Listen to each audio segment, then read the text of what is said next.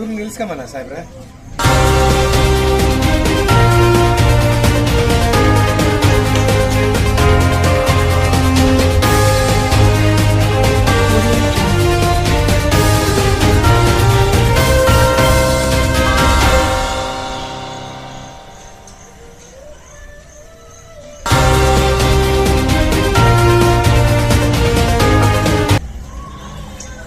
Rabies ದಿನಾಚರಣೆ ಮಾಡ್ತಾ ಇದ್ದೀವಿ. ಆ್ಯಕ್ಚುಲಿ ಇದು ರೇಬೀಸ್ ಅನ್ನೋದು ಒಂದು ವೈರಲ್ ಕಾಯಿಲೆ. ಈ ವೈರಲ್ ಕಾಯಿಲೆ ಈಗ ಯಾವ ಥರ ಈ corona virus, dengue virus, chikungunya virus ಥರ ಇದು ಕೂಡ ಒಂದು ವೈರಸ್ ಕಾಯಿಲೆ.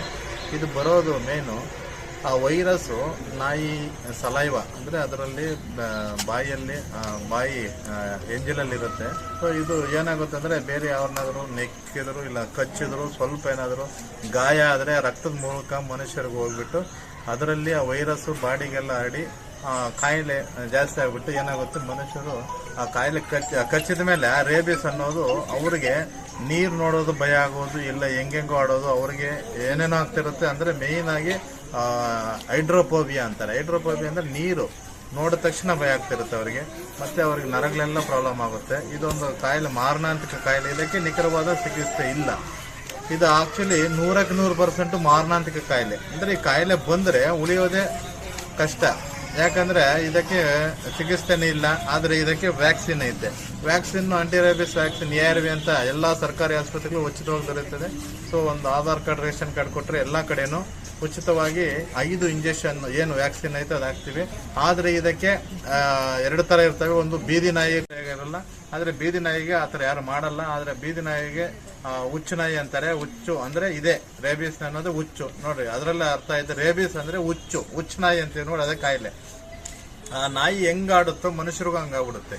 ಸೊ ಅದಕ್ಕೆ ಈ ನಾಯಿ ಕಡಿತ ಈ ನಡುವೆ ಜಾಸ್ತಿ ಆಗಿದೆ ತುಂಬ. ಈಗ ಶಿರಾದಲ್ಲಿ, ನಮ್ಮ ಬರಗೂರು ಸುತ್ತಮುತ್ತಲು ಎಲ್ಲ ಕಡೆ ಅವಾಗ ನಾವು ತಿಂಗಳಿಗೆ 1 ವ್ಯಾಕ್ಸಿನ್ ಹಾಕೋದೇ ಹೆಚ್ಚು ಆಗಿನ ಕಾಲದಲ್ಲಿ. ಈಗ ಏನಾಗೈತೆ, ಈ ನಡುವೆ ತಿಂಗಳಿಗೆ ಮಿನಿಮಮ್ ಒಂದು 10 ರಿಂದ 15 ವ್ಯಾಕ್ಸಿನ್ ನಾವೇ ನಮ್ಮ ಹಾಸ್ಪಿಟ್ಲಲ್ಲೇ ಹಾಕ್ತಾ ಇದೀವಿ. ಅಂದ್ರೆ ಅಷ್ಟು ಜನ, ಮಿನಿಮಮ್ 10 ರಿಂದ 15 ಜನ ನಮ್ಮ ಹಾಸ್ಪಿಟ್ಲಲ್ಲೇ ನಾಯಿ ಕಚ್ಚಿದವರು ನಮ್ಮ ಹಾಸ್ಪಿಟ್ಲಿಗೆ ಬರ್ತಾ ಇದ್ದಾರೆ, ಚಿಕಿತ್ಸೆ ಪಡಿತಿದ್ದಾರೆ. ಇದಕ್ಕೆ ಮೇನ್ ಏನ್ ಮಾಡ್ಬೇಕಪ್ಪ ಅಂದ್ರೆ ಎಲ್ಲರೂ ಸಾರ್ವಜನಿಕರು ತಿಳ್ಕೊಬೇಕಾದ್ರೆ ಇಷ್ಟೇ. ನಾಯಿ ಕಚ್ಚಿದ ತಕ್ಷಣ ಒಂದು 5 ರಿಂದ 10 ನಿಮಿಷ ಚೆನ್ನಾಗಿ ರನ್ನಿಂಗ್ ವಾಟರ್ ಅಂದ್ರೆ ನೀರು, ಯಾವ್ದು ನಲ್ಲಿ ನೀರಲ್ಲಿ ಜೋರಾಗಿ ಪ್ರವಾಹ, ಆ ನೀರಲ್ಲಿ ಜಾಸ್ತಿ ಎಲ್ಲಿ ಗಾಯ ಕಚ್ಚಿರುತ್ತೋ ಅಲ್ಲಿ ಚೆನ್ನಾಗಿ ತೊಳೆದು ಬಿಡಬೇಕು. ಆ ರಕ್ತ ಬ್ಲಡ್ ಎಲ್ಲ ಆಚೆ ಹೋಗಬೇಕು. ಆವಾಗ ಇದರಿಂದ 90% ರೇಬೀಸ್ ಆ ಕಾಯಿಲೆ ಬರಲ್ಲ. 90% ಅಲ್ಲೇ ವಾಸಿ ಆಗ್ಬಿಡುತ್ತೆ. ಯಾಕಂದ್ರೆ ಹೋಗಿರುತ್ತೆ ಅಲ್ಲಿ ಏನು ವೈರಸ್ ಅರ್ಜೆಂಟ್ ಹೋಗಲ್ಲ. ಅವಾಗೆಲ್ಲ ಕಚ್ಚಿದ ತಕ್ಷಣ ಸೋಪ್ ನೀರಲ್ಲಿ ಚೆನ್ನಾಗಿ ತೊಳ್ಕೊಂಡು ಬಿಟ್ರೆ ಆ ಭಾಗನ ವೈರಸ್ಸು ಜಾಸ್ತಿ ಹರಡಲ್ಲ. ಮಿಕ್ಕಿದ್ದು ಇನ್ನು ಬಂದು ಆದ ತಕ್ಷಣ ಅವತ್ತೇ ಬಂದು ವ್ಯಾಕ್ಸಿನ್ ಹಾಕ್ಸ್ಕೋಬೇಕು. ಹತ್ತಿರದ ಸರ್ಕಾರಿ ಆಸ್ಪತ್ರೆ ವ್ಯಾಕ್ಸಿನ್ ಹಾಕ್ಸ್ಕೊಂಡ್ರೆ ಇದನ್ನ ತಡೆಗಟ್ಟಬಹುದು ಅಷ್ಟೇ. ಇದನ್ನು ವಾಸಿ ಮಾಡೋಕ್ಕಂತೂ ಆಗಲ್ಲ, ತಡೆಗಟ್ಟಬಹುದು. ಅದಕ್ಕೆ ಎಲ್ಲರೂ ಇದನ್ನೇ ಮಾಡಬೇಕು. ಮೇನ್ ನಾನು ನೋಡ್ದಂಗೆ ಏನ್ ಮಾಡ್ತಾರೆ, ನೀರು ಯಾರು ಹಾಕ್ತಿಲ್ಲ. ಸೊ ಸಾರ್ವಜನಿಕರಿಗೆ ಜಾಸ್ತಿ ಇದನ್ನು ತಿಳ್ಕೊಳ್ತಿಲ್ಲ. ನೀರು ಹಾಕಿ ಚೆನ್ನಾಗಿ ತೊಳೆದ್ಬಿಟ್ರೆ, ಅದು ನೀರು ಅಂದ್ರೆ ರನ್ನಿಂಗ್ ವಾಟರ್, ನಲ್ಲಿ ನೀರು ಹಾಕಿ ಚೆನ್ನಾಗಿ ತೊಳೆದ್ರೆ ಅವ್ರಿಗೆ ಚೆನ್ನಾಗಿ ಕಾಯಿಲೆ ಬರಲ್ಲ. ಸೊ ಇದಕ್ಕೆ ರೇಬೀಸ್ ಅನ್ನ ತಡೆಗಟ್ಟಬೇಕು. ಅದಕ್ಕೆ ರೇಬೀಸ್ ಅನ್ನು ತಡೆಗಟ್ಟಬೇಕಂದ್ರೆ ಎಲ್ಲ ಸಾರ್ವಜನಿಕರು ಕೈ ಜೋಡಿಸ್ಬೇಕು. ಎಲ್ಲ ನಮ್ಮ ಆಸ್ಪತ್ರೆ ಸಿಬ್ಬಂದಿ, ಆಶಾ ವರ್ಕರ್ ಹೇಳ್ದಂಗೆ ಎಲ್ಲ ಕೇಳಿ ಈ ರೇಬೀಸ್ ತಡೆಗಟ್ಟೋಣ ಅಂತ ಹೇಳ್ತಾರೆ. ನಮ್ಗೆ ಮಾತಾಡೋಕ್ಕೆ ಅವಕಾಶ ಕೊಟ್ಟಿದೆ. ಎಲ್ಲಕ್ಕೂ ನಮಸ್ಕಾರ. ಆಚರಣೆ ಮಾಡ್ತಾ ಇದ್ವಿ.